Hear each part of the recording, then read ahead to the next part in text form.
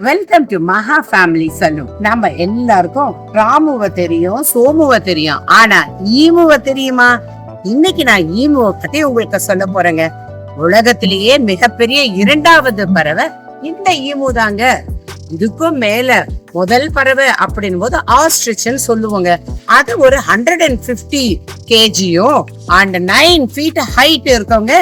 ஆனா ஈமு பாத்தீங்கன்னா நம்ம ஆள் உயரம் அப்படின்னு சொல்லலாம். ஒரு 6 feet இருக்கும் அண்ட் 100 kg வெயிட் இருக்குங்க. ஈமு பறவை ஒரு அதிசயமான பறவைங்க. இதால பறக்க முடியாது, ஆனா 50 கிலோமீட்டர் ஃபாஸ்டா ஓடுங்க. எல்லா பழங்கள், விதைகள், பயிர்கள் இது எல்லாத்தையும் சாப்பிடுறதுனால ரொம்ப இது ஸ்ட்ரென்த்தா இருக்குங்க. இதனோட காலெல்லாம் பாத்தீங்கன்னா பயங்கர ஸ்ட்ரென்த்ஃபுல்லா இருக்கிறதுனாலதான் அந்த அளவுக்கு அது ஃபாஸ்டா ரன் பண்ண முடியும். இதனுடைய முட்டை பச்சை நிறத்துல எம்ராய்டு ஸ்டோன் மாதிரி இருக்குங்க. அவ்வளவு அழகா இருக்கும். யாருக்கும் தெரியாத ஒரு அதிசயத்தை சொல்லட்டுமா? பெண் ஈமு கூடு கட்டி முட்டை இட்டுட்டு போயிடுங்க. ஆனா அந்த முட்டைய அடை காட்டி அதை 8 மாசம் எந்த சாப்பாடு உணவும் இல்லாம எது கிடைக்குதோ அதை சாப்பிட்டுட்டு முட்டைய பொரிக்கிற வரைக்கும் பாதுகாக்கிறது ஆண் ஈமு தாங்க.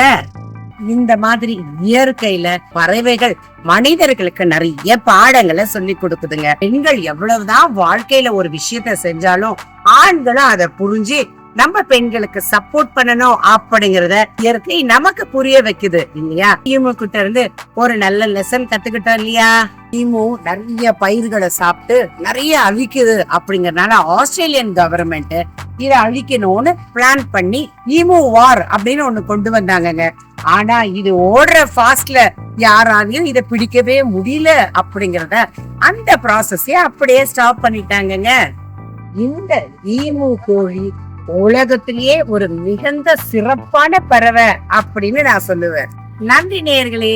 மீண்டும் அடுத்த ஒரு புது வீடியோவுடன் சந்திக்கும் உங்கள் மகா.